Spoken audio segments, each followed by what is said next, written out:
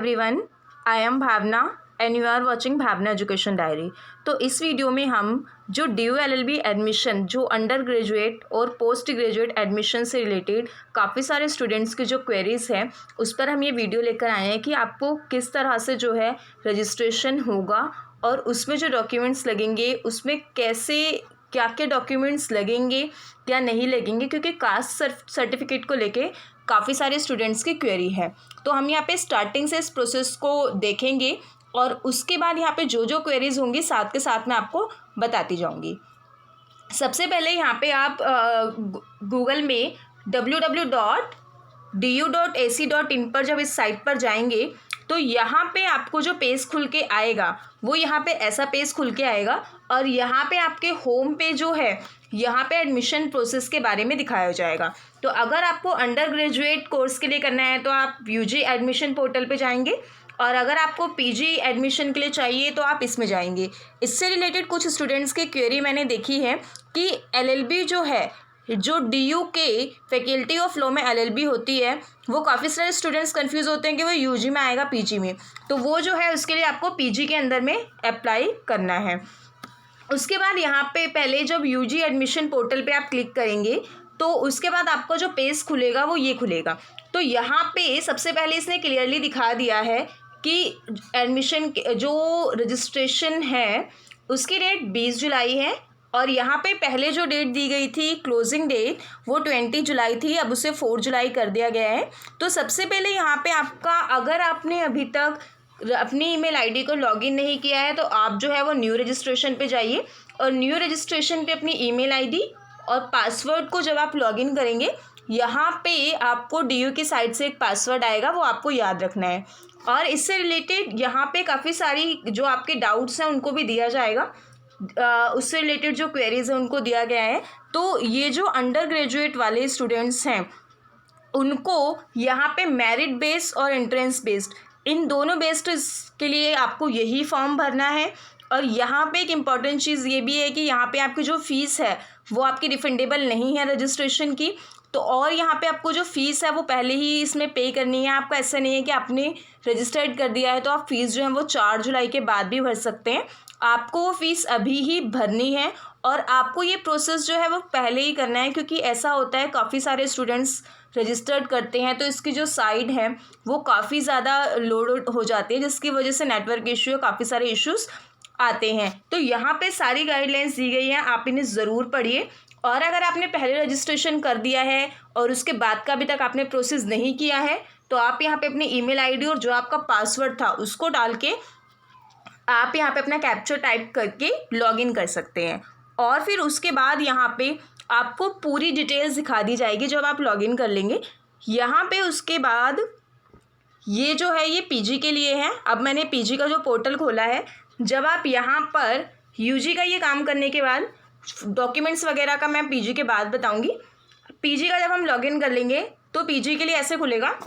तो इसमें जो है पीजी के लिए एक बहुत ख़ास चीज़ यहाँ पे सारी डिटेल्स ऐसे दी गई है कि इम्पॉर्टेंट इन्फॉर्मेशन इससे रिलेटेड क्या है वो यहाँ पे दी है, और एलिजिबिलिटी यानी कि आप किस कोर्स के लिए क्या क्या एलिजिबिलिटी है वो आप यहाँ से चेक कर सकते हैं डीयू की साइट पे। आप किसी से पूछेंगे, कोई आपको कुछ बताएगा, कोई आपको कुछ बताएगा, तो आप एजुकेटेड हैं, आप यहाँ पे जाइए और एलिजिबिलिटी को खुद चेक करिए कि यहाँ पे क्या है, बिना किसी कन्फ्यूजन के, क्योंकि कई बार सब अलग अलग बताते हैं जिससे आप कन्फ्यूज हो जाते हैं। और इम्पॉर्टेंट डेट्स भी और एंट्रेंस डेट्स से सारी चीज़ें आपको साइट पर ही मिलेगी, बस आपको रेगुलरली डीयू की साइट पे विज़िट करना है, क्योंकि पीजी वाले स्टूडेंट्स के में हर कोर्सेज़ में एडमिशन जो है वो ज़्यादातर एंट्रेंस टेस्ट से होते हैं।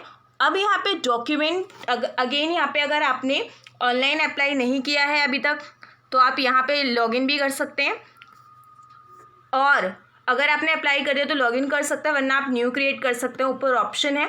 अब इसमें डॉक्यूमेंट्स पीजी के लिए कौन कौन से लगते हैं, सबसे पहले आप कुछ भी करने से पहले ये बुलेटिन वाला मैंने पेज खोल रखा है, तो बुलेटिन आप ज़रूर पढ़ लीजिए जिसमें क्लियरली ये मेंशन किया गया है कि ये जो है पोस्ट ग्रेजुएट के लिए है और यहाँ पे आप इसे कभी भी अमेंड कर सकते हैं। आपने जो भी डिटेल डाली है उसको चेंज कर सकते हैं, डिलीट कर सकते हैं, लेकिन क्लोजिंग डेट से पहले और इसके बाद यहाँ पे जो है ये सारी चीज़ें आपको रीड करनी है। डॉक्यूमेंट्स की सबसे मेन बात आती है कि यहाँ पे आपको जो है पासपोर्ट साइज़ आपकी फ़ोटो लगेगी, ये चीज़ क्लियर है। साइज़ यहाँ पे मेंशन है। इसके साथ यहाँ पे आपका सिग्नेचर लगेगा और आपका एक डॉक्यूमेंट लगेगा, चाहे आधार कार्ड हो, वोटर ID कार्ड हो, चाहे पासवर्ड हो, आप कुछ भी वो पासपोर्ट कुछ भी लगा सकते हैं। अब इशू आता है कास्ट सर्टिफिकेट पे, क्योंकि 10th का तो आपके पास है।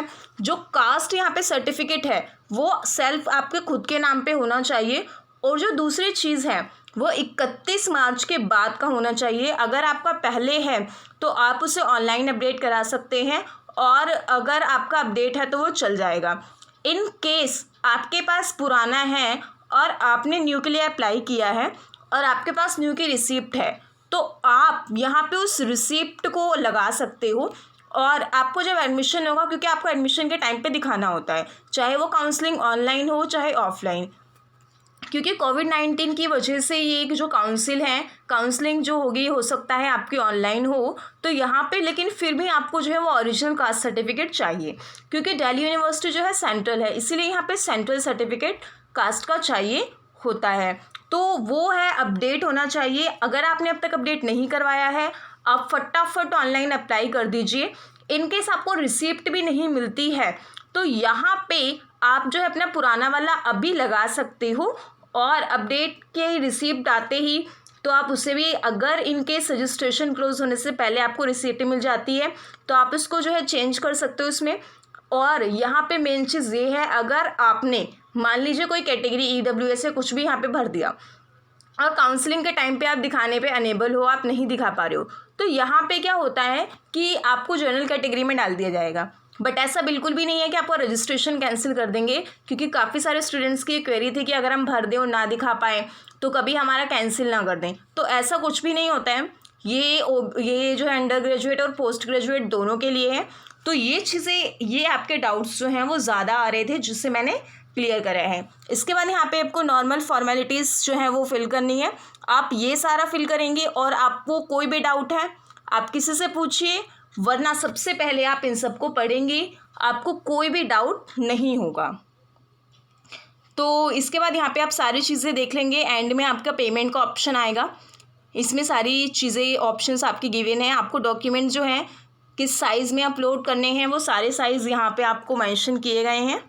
ये सारी साइज़ चीज़ें आपको भरनी है, और इससे रिलेटेड जो नोट्स हैं, इनको नोट दिए गए हैं, इनको ज़रूर पढ़ना है। और जो स्टूडेंट्स LLB का फिल करेंगे, उनके जो है सेंटर प्रेफरेंस भी पूछा जाएगा।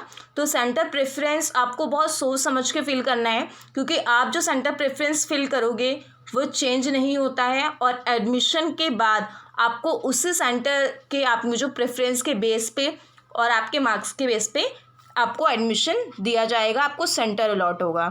तो इसमें ये सारी चीज़ें अगेन हैं, आप बस इन बुलेटिन्स को ज़रूर पढ़िए, क्योंकि आपके सारे डाउट्स को सॉल्यूशन यही है और कहीं नहीं है। तो that's all from my side, and don't forget to subscribe my channel. And अगर आप DU LLB की तैयारी कर रहे हैं तो मस्ट विजिट माय चैनल। यहाँ पे आपको जो है DU LLB एंट्रेंस के मॉड्यूल्स हैं, मॉक टेस्ट सीरीज़ हैं, जिन्हें आपको सॉल्व करना है, जो आपको काफ़ी हेल्पफुल होगा। और अगर आपको हमारे चैनल से रिलेटेड इंपॉर्टेंट PDFs चाहिए, चाहे वो DU LLB की हो या और किसी की, तो आप हमारे साथ टेलीग्राम पे भी जुड़ सकते हैं। Thank you.